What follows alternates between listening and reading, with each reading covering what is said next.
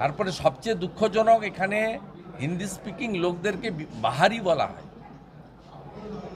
বিহারিদেরকে torture করা হচ্ছে। শিলিগুড়িতে বিহারি ছেলেগুলোর সঙ্গে যে আচরণ করা হয়েছে, ইটস নট অ্যাকসেপ্টেবল। আমরা ভারতীয়, আলাদা সীমান্ত নয়। ঝাড়খণ্ডের গাড়িকে বর্ডারে কেন আটকে দিবে? এটা পাকিস্তান বর্ডার নাকি, না বাংলাদেশ বর্ডার?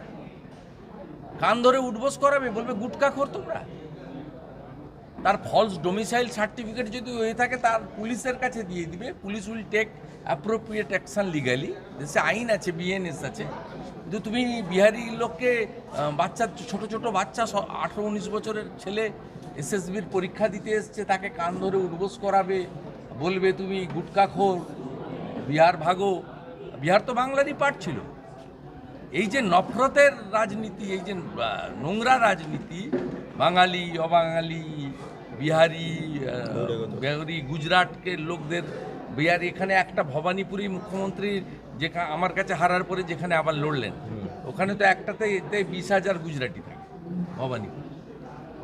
এই যে দেশের প্রধানমন্ত্রীকে বাইরের লোক, স্বরাষ্ট্রমন্ত্রীকে বাইরের লোক, কথায় কথায় ঝাড়খণ্ড বর্ডারে গাড়ি আটকে দেওয়া, আলু যেতে দেব না উড়িষ্যাতে, আলু যেতে দেব না আসামে।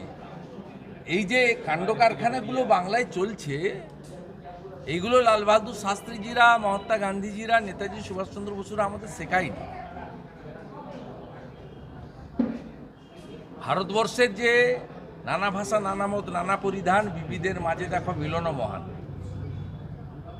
এই যে ইউনিটি, আমাদের ডাইভার্সিটির মধ্যে যে ইউনিটি, এইটা নষ্ট করার চেষ্টা করছে, মানে patronise by the state government, ruling party.